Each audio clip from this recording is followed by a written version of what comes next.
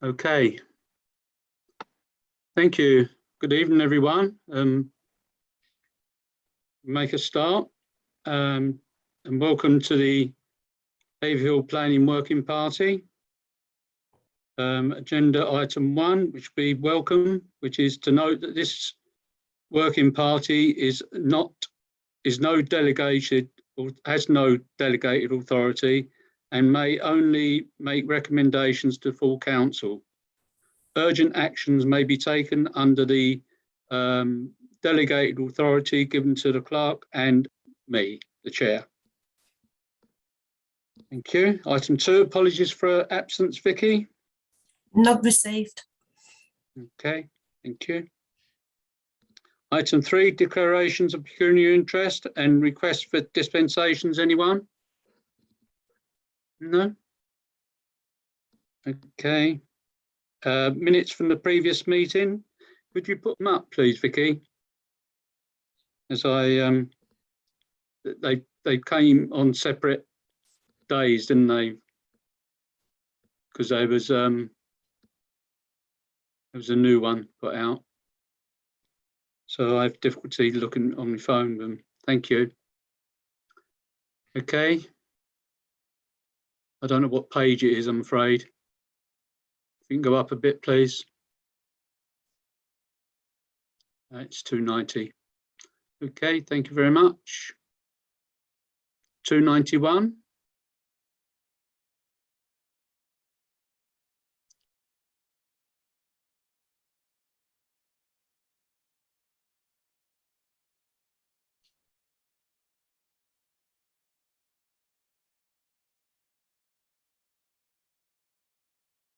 $292.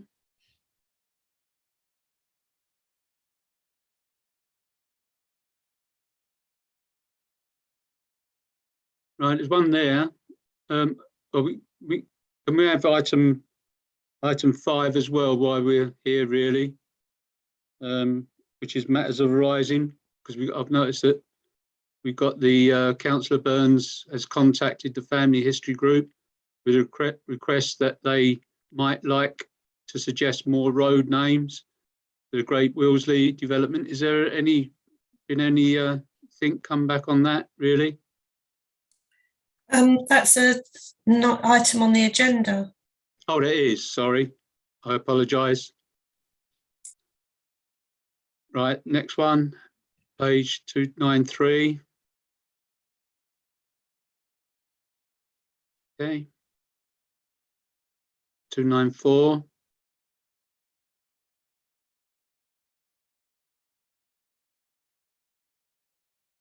295.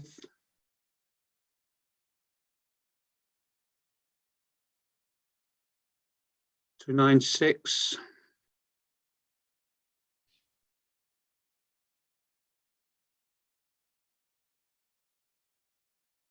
296. 297.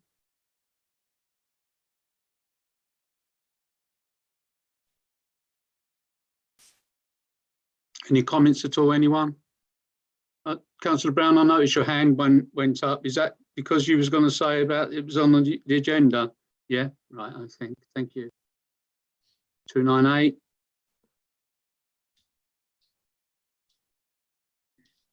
Thank you very much, Vicky.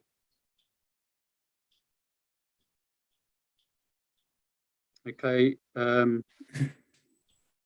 Right, item 5, that's anyone got any matters arising from the minutes at all? Councillor Brown? Yeah, did the letter go off, Vicky? We asked. That's a work in progress. That will do. Sorry, I haven't got around to it yet. Yeah. Okay, thank you for that. Right, item 6, Hannah Parry, project manager for Haverhill Housing. Click on. Councillor Smith wants to talk, Pat. Sorry? Councillor Smith, David Smith. Oh, sorry. We haven't Right. approved the minutes yet, or we haven't voted on the minutes. Oh, yes. Yes. Right. Yes. Can I have a proposer for them minutes, please? Councillor Dave Smith. Can I have a seconder? Councillor Tony Brown. All those in favour, please show. Thank you, Councillor Smith, for that. Okay, item 6. This is for the second time. Hannah Parry, project manager for AB Housing. You're going to talk about Pask Avenue. Thank you, Yeah, Hannah. hello. Good evening. Yeah, hello. So I'm Hannah Parry, one of the project managers in the development team at Haverhill, and we have come to just present our scheme. We're looking to redevelop the Pask Avenue garage site in Haverhill. So I've got Andrew from Ingleton Wood, who's the architect here, who's just going to give you a short Good evening, presentation. Evening, everybody. I think I've met some of you before on previous schemes in Haverhill. I recognise Councillor Burns there. I think everyone recognises Councillor Burns. Right,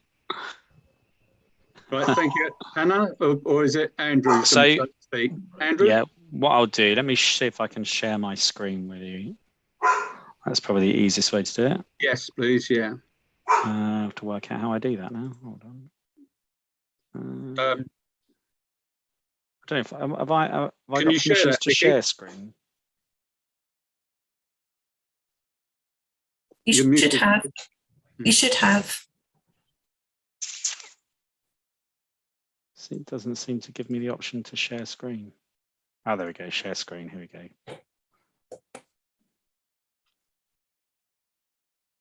Can everybody see my screen there? Not yet, no. No, it might be coming up. Try that. There it comes, yeah. Can you see that? Yeah, well, it's coming. There it is now. There it is. Let me just get my screen back. So, no doubt, obviously, you guys are familiar with where the Pask Avenue site. If I give you just this is where you can you see my cursor moving along the screen? So like a cross. Yes. Yeah. So that's Duddery Hill. And obviously to the east would be the main high street and the cinema. So we're at the very top of Duddery Hill. We've got the bus depot, which you probably will be able to locate yourself from that part. Currently, if I scroll over to here, the Pask Avenue site, at the end of Pask Avenue, there are a set of garages which sit in front of the bus depot at the moment, many of which I think the garages are vacant and probably in a reasonably poor state of repair. So the scheme, I think, has come to you previously, but unfortunately was refused through planning. So we've come back with a revised option for this with a greatly reduced scheme in terms of massing, scale, and overall numbers. So what we're looking at the moment, and we've been through, we've submitted a formal pre-app to obtain comments from the local planning authority. So we're looking at 4 two-bed houses, 4 two-bed, 4-person houses, with a focal unit at the end of Pask Avenue, and then 3 two-bed terrace houses along next to number 24 Pask Avenue, which look into the site. We understand, obviously, the bus depot is quite prominent at the back there, so we'll be looking to put some careful screening along that back wall to help mask that that elevation treatment there. We'd be looking for a sympathetic design style in terms of how it would sit within the street scene, because they are a fairly traditional row of terrace houses that line each side of Pask Avenue. So we would pick up on the material palette that's there, red bricks and tiled roofs, and use that in a soft contemporary scheme. These units, unlike the previous proposal, will only be of a 2-story nature. We understand, obviously, that it's not that desirable to overlook the bus depot itself. So being a 2-bed unit, you can actually orientate the first floor windows so actually the bedrooms look forward and down Pask Avenue rather than looking over to the bus depot itself. So any windows looking from the first floor of this 2-bed property here would only be a bathroom window or a landing window at the top of the stairs. So there'd be no habitable rooms that are actually looking over the bus depot, which is a plus. You've got adequate amounts of private amenity space, which sit directly behind and to the side of the property itself. Each property has 2 parking spaces each, plus a communal visitor space on the site. So it's a 200% parking allocation plus 25% visitor allocation, which is in line with planning policy. We've actually improved the access arrangements for Pask Avenue itself anyway, by creating a fully adoptable standard type 3 turning head at the end of Pask Avenue. Because you probably appreciate at the moment, it is just a garage dead end at the moment. So actually you could drive a fire truck and a bin lorry all the way down Pask Avenue, adequately turned within the site, and they could exit Pask Avenue in forward gear. So that would be a much welcomed improvement on the current situation where they would most likely drive down and just back out of Pask Avenue itself anyway. The two bedroom units, much like this one, we can limit the amount of first floor windows that look to the north. I know there is a concern about potential overlooking for number 20 and 22 on Orchard Close here. There is a significant level change between Pask Avenue and Orchard Close. We do have some quite established planting along that northern boundary as well, some quite established trees. They would all look to be retained as part of this development as well. We feel that limiting the first floor windows here, and given that the planting stays and the overall level distance, actually the overlooking to these properties would be very minimal at the least. And it certainly wouldn't be of a detrimental effect to these properties, in my opinion. Within the site itself, we're including some additional trees within and soft landscape planting for the site. So we're actually improving the net gain of landscaping for the site, and just trying to make the development look a little bit softer in the actual overall context of Pask Avenue as well. When we're looking at the overall designs of the units, as I said, here's one I prepared earlier. So this is a 3D model of what the block of 3 terrace houses would look like to the north. Quite simple red brick houses with grey plain tiled roofs, much like the existing street scene itself. You'll notice on here that we're including photovoltaic panels for sustainability aspects on these units themselves. And if I just explain a little bit more about what the rationale is in terms of sustainability for this project, it will very much be what we're looking towards to future-proof these buildings and make them as sustainable as possible. So as a baseline, we're proposing the Future Homes 2025 standard, which is the new Part L through building regs, which I'm seeing some nodding heads here that people are probably familiar with, which will come into effect as Part L in June of this year. So we're actually going further than the current building regs, even when they come into effect in June. We wouldn't be putting gas into these units. We'd be using air source heat pumps, bolstered by the photovoltaic panels. So it would be a very green sense of heating and sustainable energy that we're using for them. The units themselves will be highly insulated. So we'll be using passive U-value standards for all of the elements, floors, windows, roofs, and walls. So actually, the amount of electricity that you would need to heat these units would be very, very minimal, given the fact that you're generating energy from the air source and topping it up for heating the hot water through your photovoltaic panels as well. So the actual running costs of these units will be very, very low, heading down towards what people are calling net zero carbon for operational use. So that is obviously the target for all of these properties on this scheme, which I hope you will all agree is the only way we should be looking at development going forward now, because it only helps our green credentials. The unit at the end of Pask Avenue, so again, traditional kind of form, still sticking with traditional chimneys, traditional materials. We would have a little bit of visual interest here where we're proposing a little bit of Flemish bond with some snapped headers. I can see Councillor Smith is raising his hand in. Wait, were you showing us some pictures because you can't see any pictures? Is that what you? We're still on your plans. Oh, we're still on my plans. Can you not see them? Sorry. No. It's not changed the screen over. Hold on. New share. There we go. Can you see that? Yeah. So this is a 3D model of what the unit at the end of Pask Avenue, the detached 2-bed unit, might look like. So a 2-bed unit in a traditional form, with still picking up on the features of traditional chimneys, traditional materials in terms of bricks and plain tiled roofs. We would incorporate some Flemish bond with some snapped headers just to give a little bit of visual detail and interest to the fronts of the units, and a little bit of the grey engineering bricks as well, just to give a little bit of extra interest onto the side elevation, looking into the garden. There'd be some slightly bigger windows just to let some additional light in, and also to give some better views over the garden for the residents that are sat in the properties themselves. But essentially what we're trying to do is create a little bit of a focal point at the end of Pask Avenue with a detached unit, which looks very clean, grey fascias, windows and doors, quite a crisp look, but still keeping that traditional form of what a two-storey detached house might look like at the end of that street scene. The group of 3 terraced units, again, would follow a very similar form, with the traditional roofs, some chimneys on there as well, and a little bit of modern contemporariness with the slightly larger format windows there. And as I was saying previously, there's only 3 first floor windows from a habitable room. So these 3 windows, they're each of the bedrooms. The other 3 windows are frosted and they're from the bathroom themselves. So there's very minimal overlooking to the residents on Orchard Close.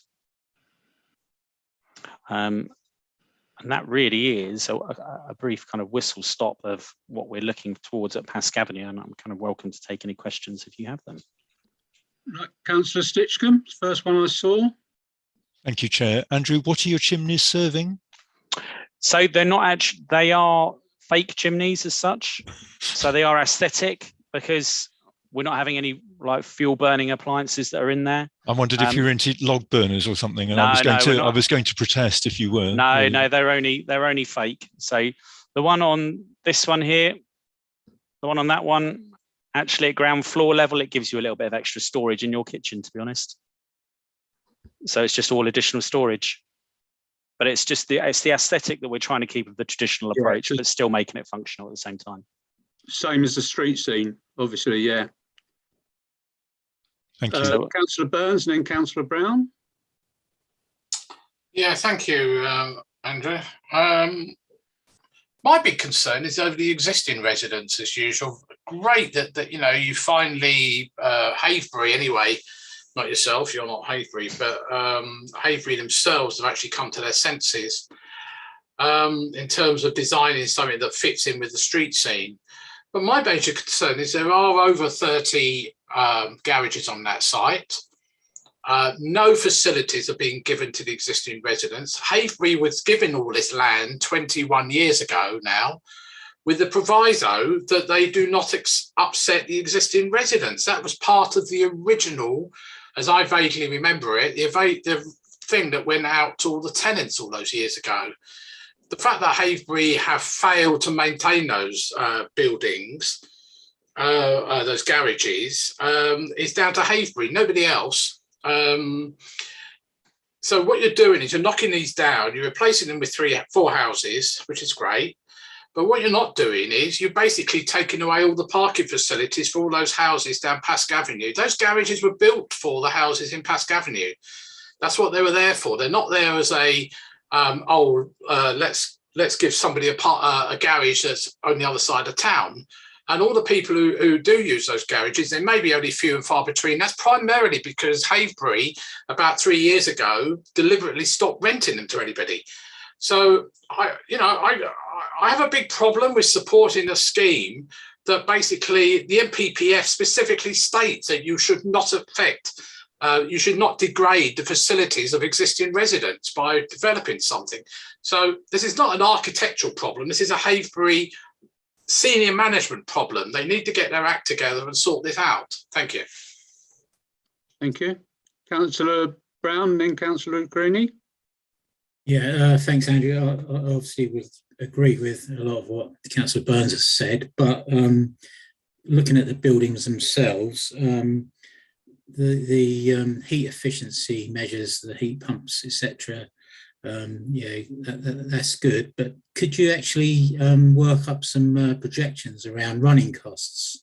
Yeah, I could give you as against gas. that'd be really, really helpful. You know. Yeah, I can give you what all the payback periods would all be, and what your kind of estimated annual bills would be. Yeah. It's actually quite remarkable when you look at it now. Where gas prices have gone from, what was it, Monday, to actually what your running cost would look like. It's phenomenal. Yeah, that's it. But you've got to remember that 50% of our electricity is generated by gas as well. So you've got to bear that in mind. But it'd be great if we could just have some figures, some comparison figures of around what it would be if it was gas, and what it would be with the heat pump, etc., etc. Fantastic, Andrew. Cheers. Councillor Lucrini? Yeah, well, to start off with, I'm a little bit surprised I haven't seen these already. I spoke to, Paul phoned me from Haverhill a few months ago, or maybe longer than that, saying this new scheme was coming up. And obviously, it was a complete disaster for Haverhill last time round. Obviously, it went to appeal, and it cost Haverhill and Haverhill's residents quite a lot of money fighting it at appeal, which they lost. And I was told that I was going to be able to see these plans before it went to West Suffolk for them to look at, but that's a bit of a shame. Couple of things I have concerns with: the second floor windows on the houses. Last time round, Haverhill changed the glass to be obscure glass. Obviously, there's a lot of objections from 2 houses on Orchard Close. I think that still stands. Haverhill made that concession last time to try and meet their concerns, which Orchard Close residents were happy with. So I'd like to see that return. Paul also said to me there was going to be a lot more visitor parking, which doesn't seem to have happened. Obviously, as John said, lots of garages being knocked down, and although a lot of them aren't rented out, and that's because Haverhill won't list them for rent. But they still get used as parking spaces. Residents from Pask Avenue still park out the front of the disused garages. So that's going to cause big issues on the street. Where are they now going to park their cars? And the other thing I didn't quite understand, the turning circle at the end of Pask Avenue, that looks like that's encroaching on the parking lay-bys at the end of the road. Or are we losing parking spaces there? Or no? So, can you see the site plan on my screen at the moment or not? Yes. Yeah. So the actual end of Pask Avenue. So the blue, you can see the blue lines that are here. That's the existing curb lines, or the topographical survey. That actual yellow line there, that's the existing curb line at the end of Pask Avenue. Yeah. And then the garage site start would be, if I drew a line across there, that would be where the garage parts start, or the garage site starts itself. So you've only really got the end of this kind of area of road that's widening at the moment, and then people would park inside the actual garage site itself. So what we're trying to do is formalize that a bit more and actually put an adoptable standard turning head wholly within that garage site to allow full turning access for the residents of Pask Avenue. Okay, so the red line isn't showing. No, the red line, because you have to show the red line up to the edge of the adoptable highway itself, for planning purposes. Anything that's actually outside of the garage court itself, we're not actually changing. Okay. It's just the red line just has to show it meeting the adoptable highway area, and that's where the boundary is. Thank you. Councillor Liz Smith. Thank you. Yeah, I suppose it's more of a question for Hannah, I would have thought. It's about these properties. Are they going to be designed to be part of Haverhill's offer for social housing, like the Haverhill Housing Association, or is it going to be something that you'll put on the commercial market as a development? Yeah, so they'll be rented. We haven't decided whether they'll be for social rent or affordable rent, but they won't be for shared ownership. Okay, thank you. Okay, thank you very much. Councillor Stitchcombe. Thank you, Chair. Andrew, I'm sorry, I didn't catch whether you said air source or ground source for the heat pumps. Air source. had you thought about ground source? I mean, you've got a little development there. You could, I know we've got a driller on our committee, you know, who could drill you a borehole. They are phenomenally expensive compared not from him, they're not. They'll knock you down a very cheap borehole, I'm told. The borehole ones versus the air source on a site such as this there's a considerable cost difference. So that's why they've just gone down the air source route. Another committee is looking for a demo project, you know, to show it can be done, you know. Okay. So we were hoping you might bite, but you're not. So thank you. Councillor Ricchini? Probably also a question for Hannah. I'm just looking through my notes from when I met with Paul. I've got here that he said that but before it was going to come to the town council, residents from Pask Avenue were going to be given the opportunity to look at the plans and feedback. Has that happened, or? It hasn't happened, but if that's something you discuss with Paul, then I'll obviously raise it with him. Yeah, please. Okay. Okay. Any more hands? No. Right. I've got a couple of questions. Hold on a sec. I think it's worth just noting when we took this to the council, it was only for an informal pre-app. It wasn't any kind of formal submission. It was really only to try and address the concerns of the previous refusal, just to kind of set the stall out really before it went too much further, because obviously we're just trying to agree principles with them rather than anything else. So everything else you've seen is pretty much hot off the press, to be honest. Right. I was going to ask, how many is the one that's facing Pask Avenue? Yeah. And then I'll come to Councillor Daysmith. Have they got any solar panels? Yep, they have. Yeah. So the solar panels for these ones will be on the back because they need to either be on a south or a west facing elevation. Right. So actually, you wouldn't see the PV panels as you're looking down Pask Avenue because they'd be on the other side of that unit. Right. Lovely. So it's westerly. Yeah. That's the ideal place. It is. Yeah. West, south or west is perfect. Yeah. Yeah. How many in total have you got on both the buildings? What, for PV? Yeah. You generally need about 35 square meters of PV to be able to give you, I think it is a 4 kilowatt peak to be able to knock off your heat demand. So that's how much we would be going for on each one. The reason I asked that is my next question is electric chargers. Will all these be getting, all these parking spaces be getting wires for electric chargers or what have you? Yep, EV charging will be included with these ones because they'll all have their own private parking space. So that's now part of building regs as well. EV charging points, so that would be in there. Because I'm not up on I haven't read the 2025, you say? Yeah, Future Homes 2025. Yeah. Yeah, so that's why I'm asking questions on that. So, right, thank you for that. Yeah, sorry, have you got anything else? Did I cut you off? No, it's fine. It's just I was literally going to say. I mean, the EV charging point is something that's come into effect or will come into effect as of June, I think, this year, when the new Part O comes in, as well as the upgrades to Part L. And I think, to be honest, where it's going to go in the future is that at your car charging point, and your electric cars will probably actually end up being part of a battery storage for those units. So you're going to be retaining anything that you generate over and above what your use is. And that will be stored in your car to then put back into your house as and when you need it. So I think that's probably where it will end up going. Brilliant. And these units would cater for that. Brilliant. Right, okay, thank you. Councillor Daysmith? Yeah, I might be misremembering, but did we not discuss the row of the houses being bungalows? That's so that there was no overlooking? Maybe I'm remembering wrongly, but has that been discussed at all or considered at all?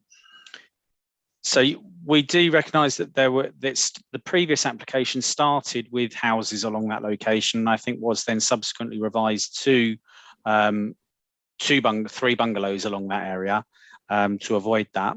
But I think a lot of the previous application didn't actually retain any of that planting that was along there. and didn't actually really provide any proper sections or street sections through the actual site itself and the units below to actually show what the angles of potential overlooking might be. And I think we can adequately demonstrate that from the first floor here, given the distance that we are. I mean, we're nigh on 20 meters away from number 22 as a back-to-back distance. Actually, the overlooking down into those gardens, given the change in levels and the trees, would be very minimal at best. Would they be, sorry to come in on that, Councillor Smith, would they be evergreen?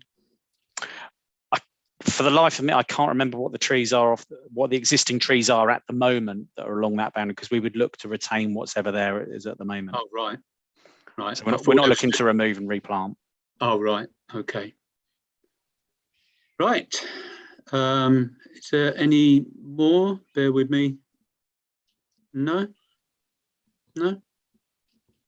Right. Thank you very much. Thank you very much. Yeah, thanks so much for your time, everybody. And what I'll do is once I've got those figures for the gas versus heat pump and PV, I shall send them over to you, Councillor Hanlon. Thank you very much. No problem. Can you send them to Vicky and then she can sort of spread them around? Yeah, please? not a problem.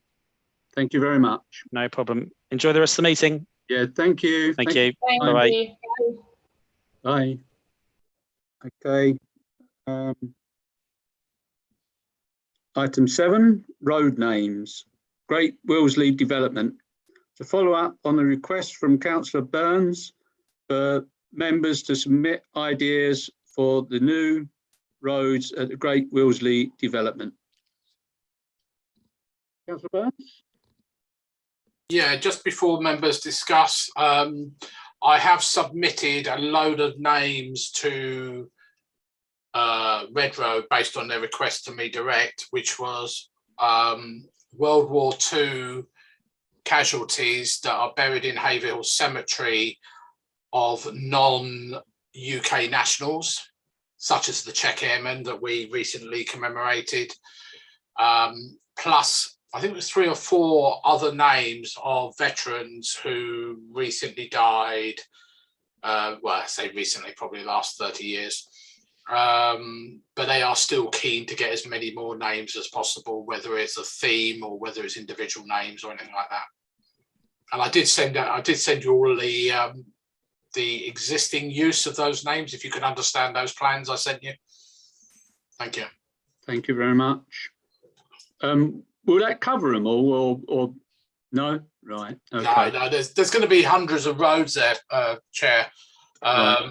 We'll have to think of other things. I think you've got to think of a lot of, you may want to go for a theme, maybe, I don't know. Yeah. Okay. Yeah, because I think they're being named, the areas, aren't they? The different areas are going to be the names of them, like at the moment, Hawthorne, is it now? Hawthorne's south and Parkland's north. Parklands. And they're the 2 areas, are they? They're the only 2 areas they're naming at the moment, yes. So the Parklands, maybe we could think of Parklands. That's just my off the top thinking, really. But that's the sort of thing maybe we could go for, or because the Parklands is the next area, isn't it? And we won't. I expect all the names will be done by the Hawthorns, won't they? Well, no. The Hawthorns is the one off. Hawthorns is the one off Chalkstone. Oh, sorry. Parklands is the one. Sorry, Parklands is the further one north. Those are northwest rather. A lot of those have already been named. But if you want, I can show you the names that I've got submitted. But. So will the World War and the other names be going on to the Hawthorns then? I don't know, Chair. They're only submitted to the developer as a suggestion. They have to be approved by Royal Mail and West Suffolk. So, but it's up to them to submit them. We're only recommending names. Yeah. Okay. So this may be an ongoing thing over the next 10 years, because that's the developed time. They're going to be building about 90 houses a year for the next 10 years. Okay. Thank you very much. Councillor Brown? Yeah, thanks, Chair. Couple of suggestions. Obviously, Haverhill had a great affinity with the cloth and silk industry. it'd be good to have a little area that's themed along those lines, different types of cloth and machinery involved with weaving, etc., etc. One idea. And another little idea is, obviously, we lost the railway, but it'd be possibly nice to have, a little area that's devoted to links to the railway, like i.e. stops, on the Cohen Valley line and on the Stour Valley line, like Birdbrook, Withersfield Holt, things like that. There's quite a few stations on both lines. That may be an idea as well. That's my 2 pence worth. Yeah, there's a lot of ideas there. I must admit, a lot of names can be pushed into it. Okay, yeah, and we've got the other side still in the northwest, haven't we? Still, there's a lot of names that still go there. Yeah. So there's a lot of thinking going on here. We could even suggest that the best thing that's ever happened to me personally is a town expansion. So we could think of things like to do with town expansion as well. So there's a lot of things to talk about. Thank you for that, Councillor Stitchcombe. Thank you, Chair. Could I just suggest that having some kind of perhaps on the Town Council website, or ideally, I suppose it would be on the District Council website, we could have some kind of index of, or database of some sort of the names of the streets and the reason for naming them, because it's all very well us enshrining them in our discussions here and making proposals, but if someone in 20 years' time says, why is my street named such and such, it won't be very easy for them to trace that, will it? So I kind of am thinking, if the commemorative aspect of some of these things matters to us now, wouldn't it be a good idea to log it somewhere? I'm sorry, I'm throwing a hand grenade in there because I haven't got a very firm proposal, but just something to think about. Thank you. Thank you. Councillor Burns? Yeah, I was going to follow up, Councillor Stinchcombe. That suggestion has already been made to the developers. All these names have come from the Family History Group, and they have actually done and it's on their website as well, I don't know what you call it, a memory board, if you like, for each of those people. It's on their website, and they've actually asked, they've suggested, I'm still waiting for the response from the developers, to the suggestion that the developers print something that goes in the welcome pack for each of the roads, so that the people who move there can say, oh, that's why it's called Gertine Avenue, or whatever it might be called. Because, for example, Gertine Avenue is not named after Gertine's, the company. It's named after John Vittler Gertine, who was shot down in the Battle of Britain, as an example. But I was going to follow up, actually, if I may, Chair, with your suggestion you've just made.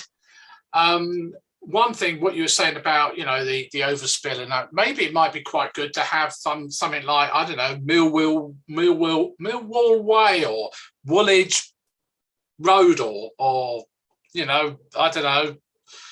Arsenal Close. Arsenal Close, something like that. Yeah, you know what I mean. Those places where people came from.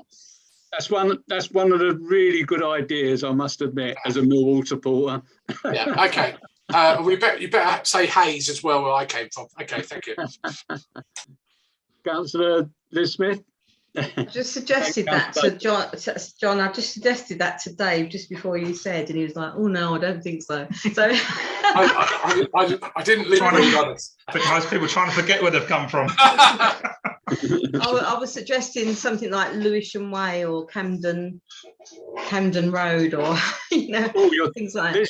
You're Councillor Smith, you're taking me back there. Lewisham, that's right next to where I used to live. Well, that's what I mean. Sort of name them after some of the places that people came from.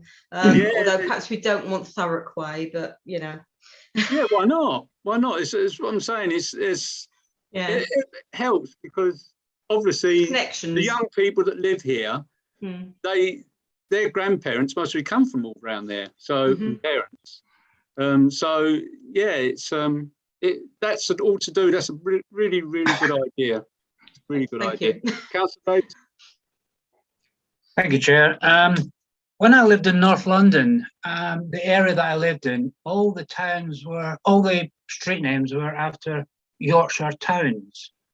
So what about that as a theme? I'm not saying necessarily Yorkshire, but it could be Kent towns, it could be Scottish towns, it could be Welsh towns, it could be anything. But, you know, in a segment, you could just have all an area of the towns or so. Just a suggestion. Yeah, but that's similar to what we just suggested, really, because the reason why we're saying that is because the vast majority of people that live here came from London. I don't know about now, but they came from London in the 1950s, 1960s, and 1970s. Yeah, I appreciate that. I think you'll find that obviously that's changed now. The people that will be going into these houses in the main will not be related to the overspill previous generations. These are going to be a lot of new people coming because of, you know, it's cheaper to live in Haverhill than it is, for instance, in South Cambridge. Yeah. So my suggestion is not actually anything to do with, you know, the London overspill. It's just a theme, and that's what I thought we were looking for. Thank you. Yeah. Okay. Councillor Dave Smith. I think following what you said about, you know, it's called parklands or something, and possibly naming them after the national parks of the country, and any sort of like, I don't know, royal parks like Regent's Park or anything like that. Anything that's, yeah, a bit of green land, really. Yeah, we got to find out really how many names we got left really for the Parklands area, haven't we? Before we can sort of mention that, but yeah, that's the sort of theme that I was thinking of. Hawthorns, I don't know how many Hawthorns there is or whatever. Well, we've got parks around this area as well, and we like Mountain Park or whatever, you know. Yeah, we have, yeah. Right, where do we go from here then? There's Vicky, but what do you think? We've suggested loads of things now, haven't we? I don't know if you've got them all down. But do you think that would be enough for us to send off to them? Or do you want us to actually put names? I don't know. Councillor Burns? I think particularly for the areas of London, if we're going to go for that, which I think is a good idea, we may need to do a survey and, you know, find out where people came from. We know where you came from, Pat, and others, you know, and I quite like Thurrock. There's nothing wrong with Thurrock. You know, Grays or whatever. But I think they would like names themselves, specific names, so they can then decide what's there. Because obviously, Royal Mail will need to decide whether that's too similar to another name in the town. Yeah. Right. So, should we email Vicky? Should we do it that way, with names, with actual names, all of us, you know, including you, Councillor Davison? Different to what we're sort of saying as far as the overspill is concerned.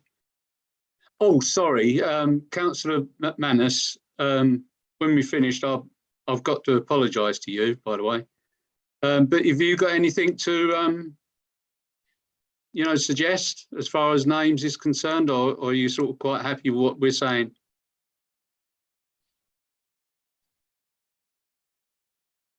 Can you hear me? Vicky? I think she... No, she's there. Hear me. No, perhaps she can't hear me. Right. Yes, if she can. I can hear you. Are you talking to Elaine? No, Elaine, yeah, Councillor Manus, yeah. Oh, I did say Councillor Manus. Sorry, Pat, I thought you said you wanted to talk to me after the meeting. No, I've got something to say after this item. Okay. Have you got anything to say on this naming at all? No. No? Right, okay. Vicky, are you okay if we send names to you via email, yeah? Is that everyone agreed on that? Yeah? Just nod or say no or put your hand up. Yeah? Okay, right. Right. Yeah, I apologise, Councillor Manus. I really should have said first thing, welcome to our committee, and I apologise for not doing that. because I was in a bit of a state because I was afraid I was going to be late and what have you. So I do apologise for that. Anyway, welcome to the committee. Thank you. Right, that's right. Okay. Vicky? When you are sending them to me, where am I sending them to? Right. Councillor Burns, I think you'd be best.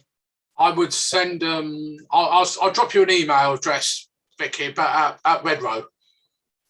Okay. Okay. Thank you. And when will we put them in by, Vicky? When will we send you? We've got to be a cut-off date and time and date, haven't we?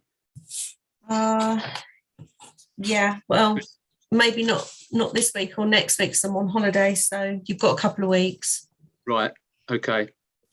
Right. Thank you very much for that. Right. The item 8 now is there's no members of the public, is there?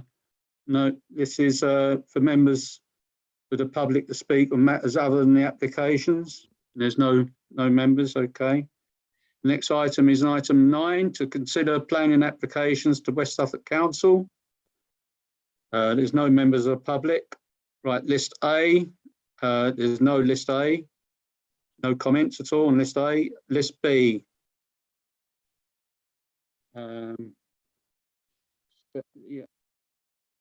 This is application 1, which is DC 220403 FUL.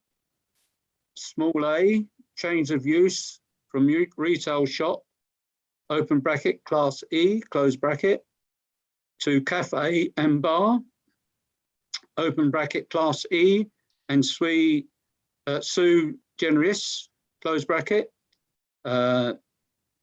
B, little b, extended opening hours to be 9 o'clock to midnight on Sunday to Thursday, and 9:30 to 1:30 in the morning next day, Friday and Saturday. This is 56 High Street. Is there any comments? Councillor Fox as well. I'll just notice you've come. Welcome.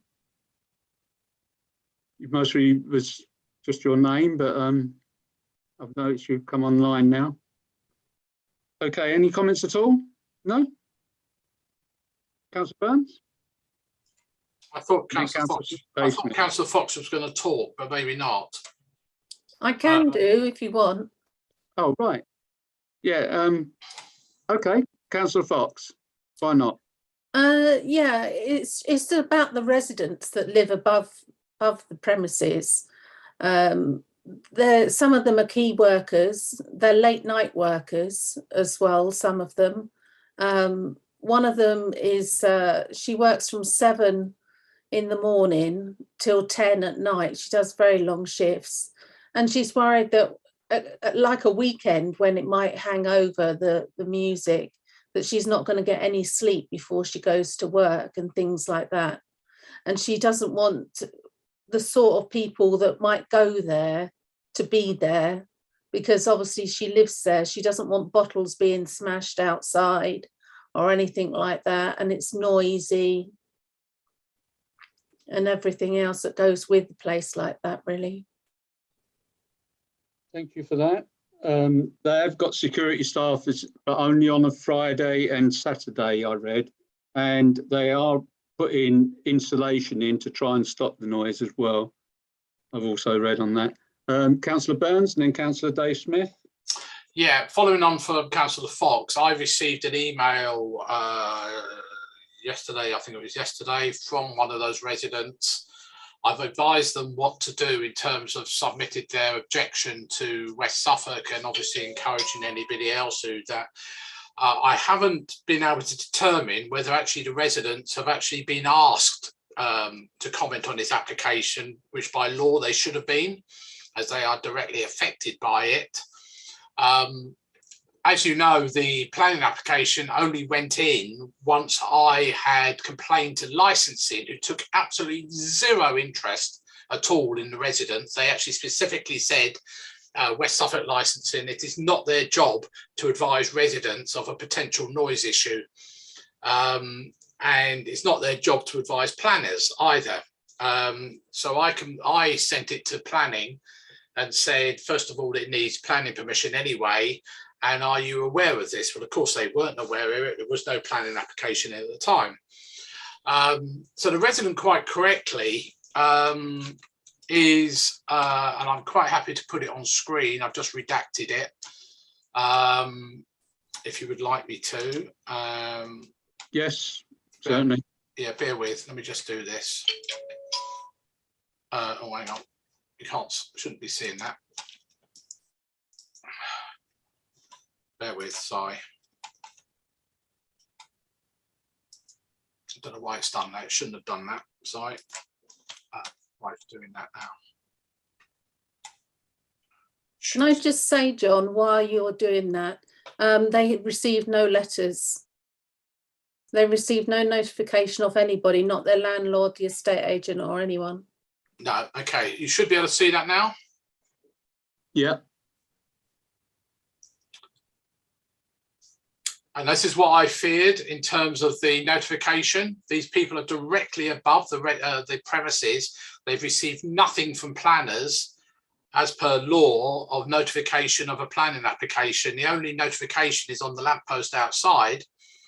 I don't have a problem with the premises as such. What I have a problem with is the fact that originally they requested a 3 a.m. Closure. Now, I complained to licensing about that because this is playing live music until 3 a.m. And licensing came back and said, oh, we've negotiated a 1:30 in the morning closure. Yes, there is supposedly insulation going up upstairs, but there's no, for example, double doors for noise insulation, which was one of the criteria for the Indian restaurant on the other side of the road many years ago. So there doesn't appear to be a natural fire escape from the place. I may be wrong, but I couldn't really see anything obvious other than something that seems to be going upstairs and all kinds of way around the place. But conceptually, I support the fact that somebody's willing to invest their money into it. But I don't think there's been any thought about the resident, and it's not just the residents above; it's the residents across the road as well. The CEO restaurant across the road was told they couldn't have this sort of hours for that very reason. But that was actually a planning application first and then the licensing application afterwards. So I have a big problem with, and I have formally complained to West Suffolk Licensing about this, that their attitude to residents and their social responsibility they should have to residents. But they specifically told me that they were, quote, and I've got it here, following the law, unquote. And that was all they would say to me. They made no effort to do this. So as we know, it appears that these residents are only finding out by the actual work that's already been mostly completed anyway. And also the fact that it has been out on social media as well. Thank you. Should I stop sharing this now? Yes, please. Councillor David Smith. Yeah, welcome to the idea of bringing something to the nighttime economy of the town, but it is the hours, and as previously been stated, there is the disruption to the existing residents. You've got to expect some disruption living on a high street, understand that, but the hours I think are just sort of excessive. I've also been contacted by a resident, but they've taken the line of the lack of accessibility to wheelchair users and other people of less mobility. There is a step up into this premises, so that would be take this completely out of bounds for anybody in a wheelchair. And even if this plan with a little circus on the tables, there's not a lot of room for moving around in a wheelchair. Also, I can't really see from the plan whether there is any disabled toilets there. be very awkward to manoeuvre a wheelchair through the doors that is proposed there. Is there any welfare area here for the staff? I mean, you've got the bar area, you've got a storeroom at the back, but where do the staff take their breaks? Yeah. Yeah, and also the stage, I wouldn't call it a stage, I'd call it maybe a drum riser at best. It's about the size of a double bed, I think. Not much of a stage at all. Yeah, I do have concerns. You know, I welcome something like this in town, but you know, there's too many ifs and buts, I'm afraid. Thank you very much. Councillor Brown? Yeah, thanks, Chair. Conflicted a little bit on this. I really support the idea. We've got a lot of young people in the town. We're in an expanding town. You know, there isn't that many places for youngsters to go in Haverhill. They've got to jump in taxis and go to Newmarket, Cambridge or Bury. It'd be a shame, to lose, or not to have this facility. But yeah, I do share what John has said around lack of consultation with residents, and there's got to be some sort of insulation in there. If that place was there beforehand and then someone moved in after, you'd say, well, you should have known. But actually, there are people living in there already. So everything's got to be done that can mitigate this. I mean, I'm really for it. It's 3 full-time equivalent jobs that go along with it, and I have walked past it. It does look quite nice, and we do need things like this in the town. So I just hope something can be done to mitigate its use, insulation, and really talk to the residents around there, see what can be done. Thank you, Councillor Brown. Councillor O'Kearney? Yeah, I really support the idea. I think it'd be a great addition to the town. It's something we haven't got. If they do it right, I think it'd be well supported. It's had a great reaction on social media so far. Just touching on what John said about the licensing, I feel really sorry for the guy. There's a bit of a language barrier. He was all excited. He approached licensing, put in his license application, was told it was granted, and thought that was it. That he could go ahead and get this place open. Exact same thing happened with COs. Why the licensing department at West Suffolk can't be nice to these people and just give them the heads up that you might need to check that you need planning permission at the same time? Saves so many issues. But I've mentioned this to licensing before, and they won't recognise it, and they won't change. So that's really frustrating. I agree the hours probably are excessive. Could be shortened. It'd probably also be nice to have some further details on the noise suppression materials used. Kind of what thickness are they? Well, obviously, that's quite important in terms of mitigating the noise. Yeah, thank you for that. Yeah, I entirely agree on the noise. That's so important that we have the right sort of suppression.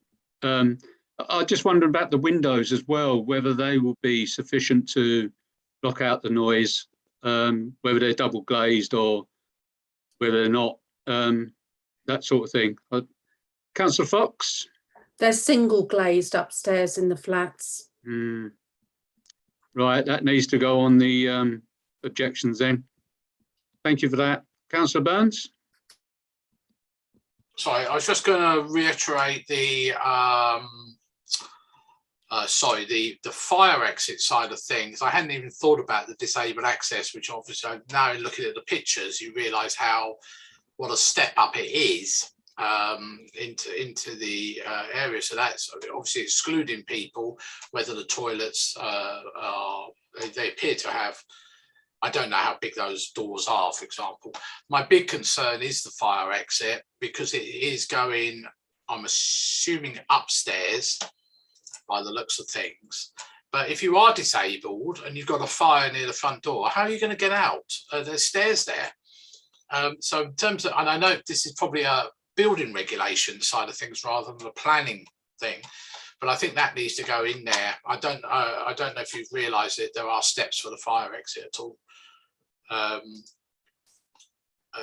If I could, as I put it up online, if you want me to quickly show it. There. See, there's the fire exit there. Looks like a lot of stairs there. Well, it's not only that, you know, sorry, obviously this is the main entrance over on the right hand side. But, you know, if there is some sort of fire here, how will people get out? There's no other windows here other than those front windows. So that, you know, I think it's a shame that they've designed us, as Councillor Lucarini says, that they were misguided by licensing and other people. That they really should have thought about this first of all. Thank you. Yeah, I'm a bit worried that them steps. There's quite a lot of steps for an able person. It's I just wonder how tight they are, how old they are. You know, especially rushing out. That's what creates these deaths, I'm afraid. Once one falls, they all pile on top. Right, Councillor Lucarini first, and then Councillor Dave Smith again. Yeah, I don't know what building regs say, but it's probably worth pointing out that there are a lot of shops within the town centre that the rear fire exits are either up or downstairs. And obviously this place can open as a cafe regardless of what happens with this planning application. These fire exits are existing for this shop unit. So I don't know whether we're getting a bit picky there or...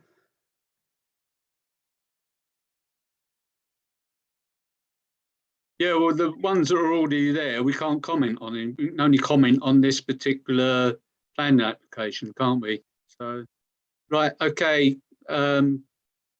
Councillor Smith, Dave Smith. Yeah, I was just going to ask really, is these stairs going up or down? It's not clear from the plans, is it? I can't, if it's going down, it's going to go into a basement. And if they're going up, they're going upstairs. But obviously, if they're existing, if they're existing, then they must go somewhere. Are they existing as a fire escape or just a set of stairs that takes you up to the flats upstairs? Yeah, I know there's banking out the back, isn't there? Because the road, the land slopes towards the high street. But... Yeah, it does. Councillor Lucarini? Yeah, the stairs are existing and they go up and come out at the rear in the car park area, the service road at the back of the car park. And it was the fire exit they used when the place was the I can't think it's called now, the kids' party place. That was the secondary fire exit. Okay. Councillor Dawson, did you want to speak at all? Because I noticed you put your hand up quick and then put it down.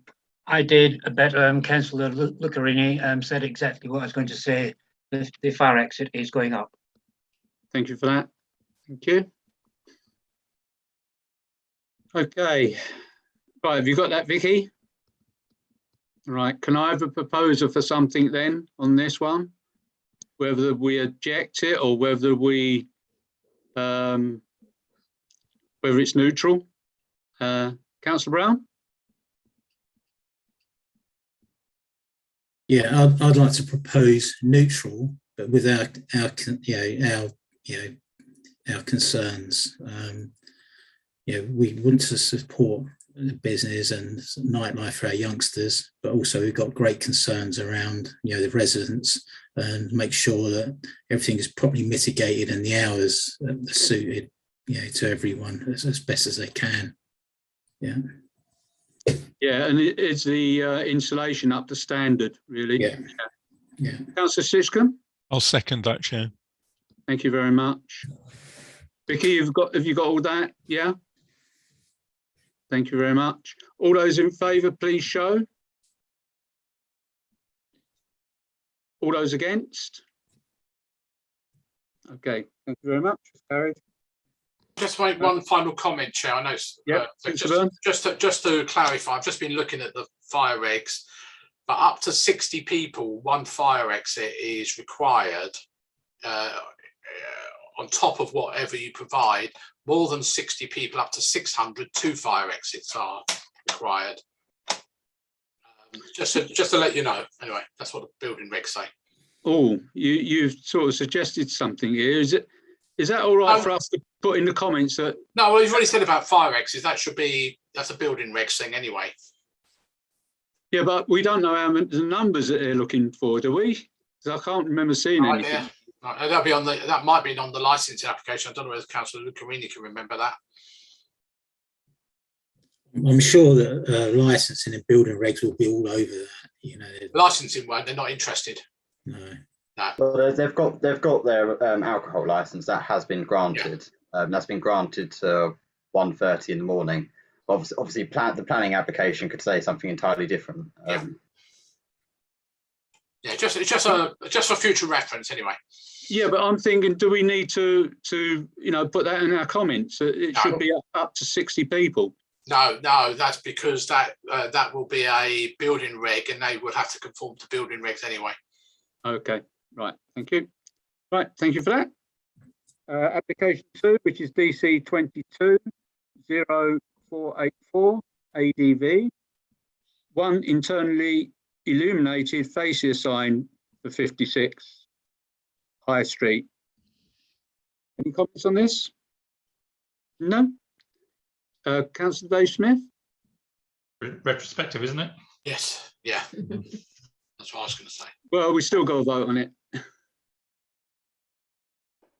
would suggest neutral. Right, thank you, Councillor Liz Smith. Can I have a seconder for that, for neutral? Councillor Lucarini, I saw first. All those in favour, please show.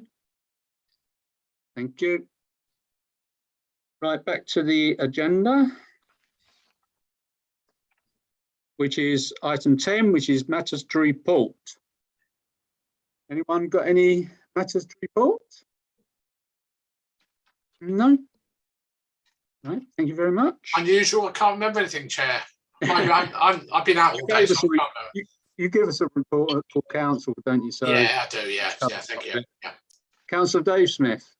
Yeah, it's a question for Councillor Burns, really. I'm going to ask about the relief road. Can you give us a reminder of what's happened on timescales for the relief road?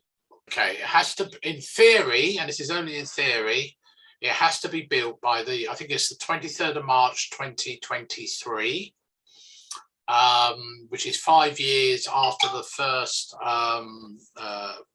shovel was put in the dirt. In fact, it actually is 5 years after a 5-metre stretch of curbstone was installed by the ways down the roundabout there. The S106 actually gives everybody a cop-out clause anyway. West Suffolk planners disagreed with me, but the chief executive did agree with me. But Persimmon have gone out for tender. They apparently have a contractor to do the work. They have cleared a lot of the vegetation on, all that sort of stuff. The route has been lined with, I don't know what they're called, those sticks you put in the ground, where they level them out with blue paint, and I can't remember what they're called anyway. And I believe the machinery is imminent to start work on it. And it's they thought it would be 9 to 12 months build, which would work out about right. Thank you. Thank you. Thanks for that. Thank you, Councillor Burns. Right, thank you, everyone. The next meeting is on the 19th, and that's a special meeting. Vicky? The 11th. Oh, the 11th, sorry. The meeting was changed after the agenda was submitted, wasn't it? Yeah. So it's the 11th for Persimmon and the 19th for the next meeting. Right. The special meeting is the 11th then for Persimmon, which is good because, that they normally are very long meetings when Persimmon is involved. So, Councillor Davis. Can I just ask, is that 7 p.m. or 7:15 p.m. on the Monday, the 11th? Councillor Smith. Back to me. I haven't got a problem now with 7:15. the training that I was doing is told me to be 7 because the training I was doing is finished. So we can go back to 7. That's fine. Thank you. Thank you. So every meeting now is 7 o'clock till further notice. Right, thank you very much. Councillor Burns. Therewith. Sorry, can we make sure the councillors' calendars updated? Because it still shows energy on that date. Thank you. You'll have to check with Colin, but I think energy may be brought forward. Colin's just no, it won't be. I'll be sending an email out. I've been talking to Tony. Oh, okay. Thank you. Right. Thank you. Thank you, everyone. And thank you for attending. Very good meeting. And see you on the 11th. Thank you. Thank you, Vicky. Thank you.